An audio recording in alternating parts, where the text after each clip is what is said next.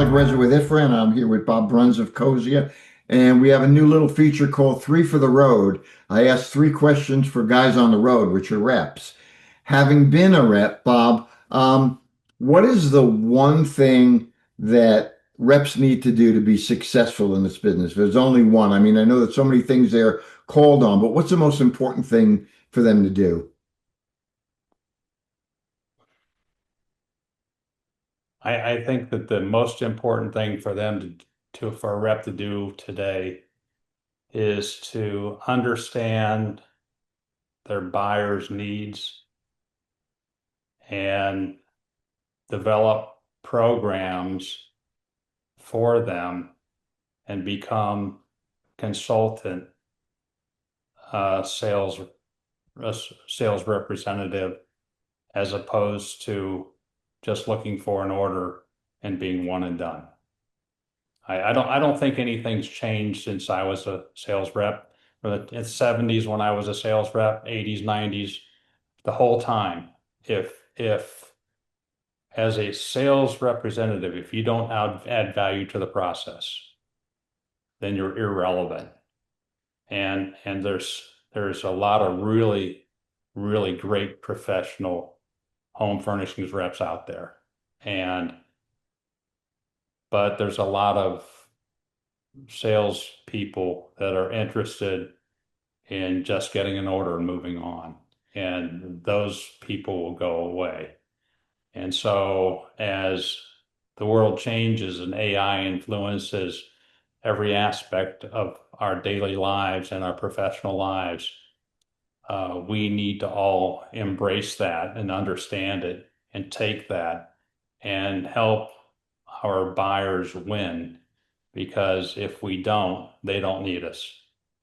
And so I think that it's not only and that can be the part of the process is selling and receiving orders, but that's a very small part of the process in my mind. What's important is to build programs and relationships and help our retail partners make money, and do that through becoming, for lack of a better word, an assistant to the buyer or a partner with the buyer. And so when you do that, and you help them with their job and make it easier for them to do business and make them money, then they're more than willing to work with you and help you win. And so that's the message I have for our salespeople and our sales reps. Perfect. Question number two. Some critics say the reps are headed to the La Brea tar pit. They're extinct. They are not necessary. What's your take on that? Some of them are. That's unfortunate. But again, then you have the ones that are relevant, that are willing to do all the extra things. I mean, in today's world, you have brokers, we'll call them sales reps or brokers, that fly to China or fly to Vietnam or fly to Thailand with their buyers, to help them with product and help them with pricing, and they become the broker in a sense. We look at our sales team a little bit differently at Cosia. What we do is we look at them as sales consultants and business partners. So as a supplier or manufacturer, I'm looking for business partners. I'm not looking for sales reps. I can get anybody to sell stuff. I need people in our organization that are willing to partner with us to help us make money and help their retailers make money. And when they do that, they will reap the benefits of that. And so it's consultative selling, but it's running a business. And a sales rep today that's doing, and you have to do, I would believe, at least $5 million annual volume as a rep just to break even. And so Yeah. you're running 10 to 15 to 20 to 30 million, or up to, it's limitless. But you're running a multi-million dollar business. And as you run a multi-million dollar business, you need people to help you with your business. I think that if I were doing that today and I was running a 10 or 20 or $30 million business, and by the way, I did this with Berkline.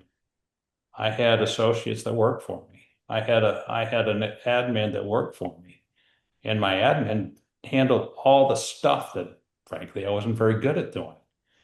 And my associates did training and servicing, and then we developed them into full-fledged reps because I hired young people and developed them.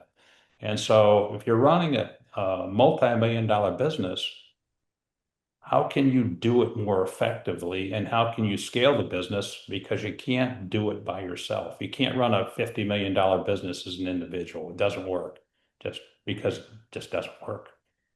Yeah. Last question, and I'll let you go. Are there pain points for manufacturers, not necessarily you at Cozy, but manufacturers that maybe the retailers and the reps are not as sensitive to as they could be? I, I why don't you, can you be a little bit more specific in what you're asking, if you don't Are mind? there parts of your business that the rep and maybe the retailer just takes for advantage and they don't understand, what's involved to get from point A to point B? And if they had a better understanding, they might be better to work with, easier to work with? I think a lot has to do with understanding the relationship going in. And so if as a whichever it is as a manufacturer or a sales rep or even a customer, when you start a business relationship, you need to understand the rules of engagement, if you will, Yeah, and good term. the culture of each individual or each company. And so how do we fit together? And it's no different than, you know, when you I'll equate it as when I met my wife and the relationship started and then it developed and then it ended up in a marriage. And it's the same thing. Your relationship, with various segments of the supply chain, rep, customer, manufacturer, we need to understand what we each need to do business and to be able to make sure that everybody is satisfied with that and everybody wins. And then the trust involved with it. There's a lot of if we trust each other, it's going to go a long way. But if there's any question about trust, then the relationship doesn't work. And so I think that that's a big part of it. Perfect. We talk about the win-win. This time together has been a win-win, at least for me, and hopefully for you too. So again, thank you for your time. Ifra thanks you, and I thank you, and we will see you soon. Thank you, Ray. Appreciate you. All right, have a good day. Thanks.